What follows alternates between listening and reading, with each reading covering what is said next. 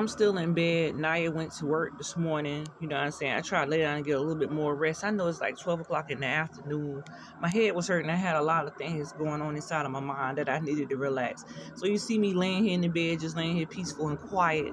The house is so quiet you can't hear a pin drop. So I'm basically just getting my rest until she get off so I can head out the door to go handle what I got to handle. But only having one vehicle, you have to manage to work between two people, especially you know what I'm saying? We got an oldest teenage daughter in the household. So I'm basically moving around in this bed now. I'm about to get ready to get up because I really can't sleep. I got my eyes closed because I'm thinking about a lot. And you know how it is when you laying in the bed.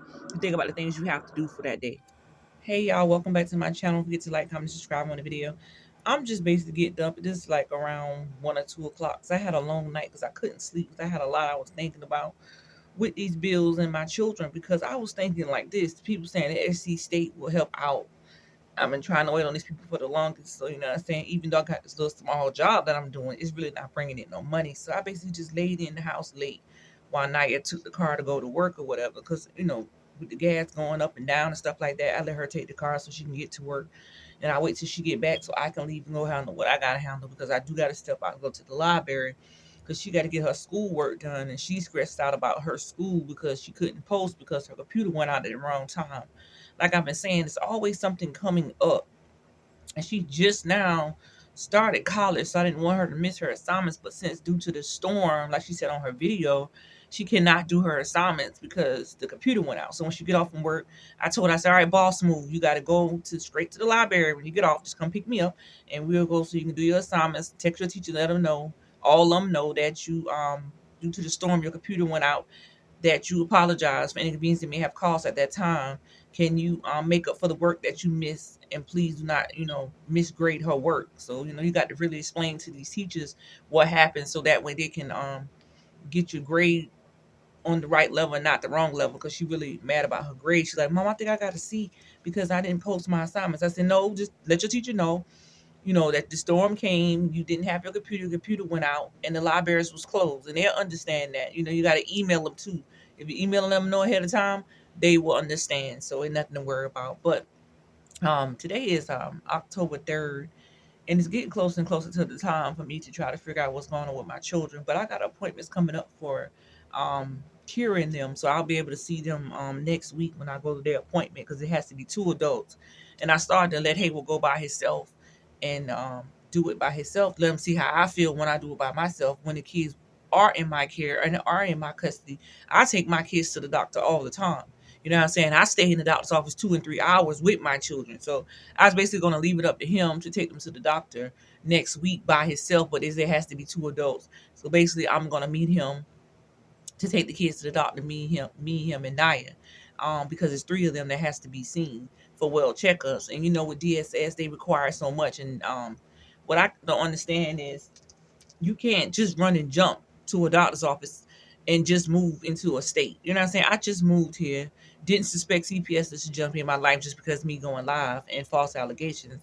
So with her being my caseworker, the kids did shots are not up to date. Oh my God, really? It's like 9 kids. You know what I'm saying? Like literally, I was pregnant with Saaja when I moved here. I didn't have time to get up out of my bed pregnant and try to get up here and take nobody to the doctors because really Kira and Isaiah wasn't in school at the time. And of course, Elijah is up to date on his shots because when I called up there, the lady said he don't need no appointment or nothing. He's good. So he's already in school anyway.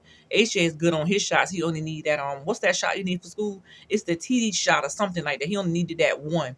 So I know he needed that before he went back to school. But like I said, they stepped in, took the kids out of the house. So when they did email me and tell me he needed that one TD shot to go back to school, I let them know that they were out of my care. They're in DSS custody with their father. That I need to make an appointment for him when I make the appointment for Kira and Isaiah to go to the doctor, since she's saying like the kids didn't have their shots. I said, well, I've been made their appointments, not knowing this was going to come up, and their appointment is coming next week. Well, she tried to be a little smart with it, but at the end of the day, when DSS steps into somebody's life, they feel like you got to have everything legit, like appointments and this and that and the third, and all this stuff has to do this and have to do that. You know what I'm saying? So, like I said, I'm a mother. You know what I'm saying? I've been there, done this before, but I never went through CPS like literally. Oh, well, the shots are not up to date. They don't even have shots. Like, how the way you be talking, like when you working for a business, you're supposed to be talking professional. You know what I'm saying? Not talking like you my homegirl or you just somebody who know me from the streets or something like that. It just doesn't seem right the way that she addresses herself and talk. You know what I'm saying? That's why I be talking the way I be talking. Like I be talking calm, cool, and collected. And I be like, well, they got appointments coming. Well, they not up to date.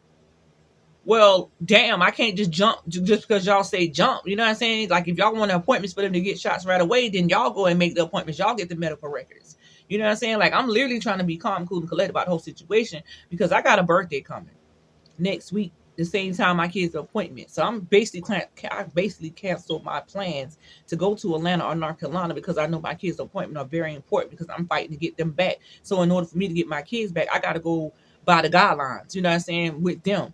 And not only that, you know what I'm saying, proper procedure when it comes down to get my children back. Like now since they got the kids in care, that gives me a chance to say, okay, now you take off this day, we go down this place, together with the kids because I know Haywood ain't gonna want to be around while we're in the doctor's office for 3 hours. He's not gonna stay there for no 2 or 3 hours with me with 3 kids in a room, shut up in the room waiting on the doctor. No, he's not going to do that. So I'm going to do proper procedure and take my kids on my own when he meets me there, go in the room and make sure they get what they need, have their records with me so it won't have to hold this case back because it's just so crazy and dumb that the medical records was supposed to have been done when the first guy came out. When the CPS case first came along, it was a guy that was on my case. He came in with a long report that somebody reported, and he asked for information to get medical records for everybody in the household. So I fill out the paperwork. That was a month or 2 months later. They ain't never get the medical records for my children at all, so they wasn't doing their job. The guy that was on the case the first time, he never got the medical records for all the kids. So now all of a sudden now she's trying to get medical records for all the kids and try to check up on their appointments and see what's going on. So me being myself, I'm being like, whoa, like what happened when the guy was on the case when they were supposed to do the medical records on their own? Like they're putting a lot on a parent that they ain't gonna really fighting for her children. Like they're gonna do whatever they can to try to hold back this case if I don't go take them to the doctor to get their shot or just take them to the doctor for. Sorry, I had to cut the camera off. I was in the bathroom.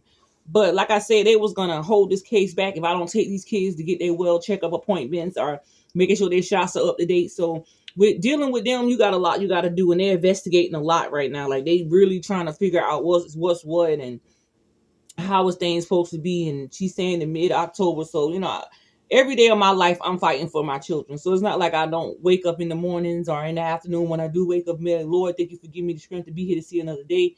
Thank you, Lord Jesus, for waking my children up, my family, my friends, and loved ones to be here.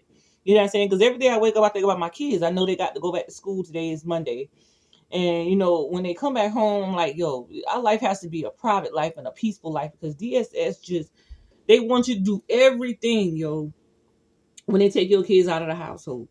They don't, they just want to put so much on one parent, and it's just crazy because honestly, I just can't really walk in their shoes every day of knowing that I'm working for a case, you know, with a parent that has this many kids and I have to deal with you know, seeing them crying or or dealing with them, like basically asking personal questions like, are you being touched on, or how do they feel when they have to go out and ask kids that question, that kids that are not being harmed.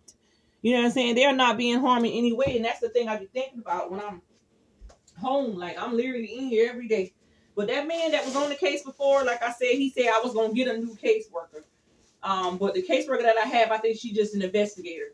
And with an investigator, they try to find every little thing. But what I was told, DSS basically was supposed to get medical records to see if the kids had any falls or any burns or anything like that. But to me, it's like she's checking in to see if they got well checkups, like they shots and stuff like that. And personally, honestly, let me say this right here to D, whoever on my YouTube channel. I didn't mean it like that with Elijah saying it's basically his fault for him getting burned. No, but what I'm trying to say is an address is boys are going to get into things, okay? And girls, but my boys know better playing in the microwave. Even before I started TikTok, my boys used to play in the microwave all the time. They used to put bacon in the microwave, eggs in the microwave, all kind of things in the microwave. As being a mother, you know what I'm saying? And I'm in the house with my children. I'm not saying it's his fault because he's probably playing in the microwave because Naya was here watching the baby and I was gone to bingo that night. Okay?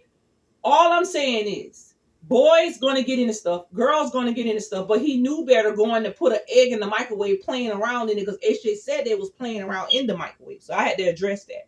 But that's not the case here. The case is me dealing with CPS because false allegations because everybody keeps saying all these things about me and my children. So my thing is I'm getting the strength every day to get up, to walk through my house, pray through my house, pray over my children's head, asking the Lord to bring my children back home. So my day is gonna go good. I'm not gonna let the devil step in any way. I'm gonna do what I gotta do to make sure I work with CPS, go by the guidelines, the proper procedures to get my children back. I'm just holding on in there. Don't forget to like, comment, subscribe on the video. And only to the one respect me and mine truly. I love you guys. Nobody really understanding how I feel right now. I'm missing my kids. I love my kids to death, do us part. And God, I'm praying you bring my kids home safe to me.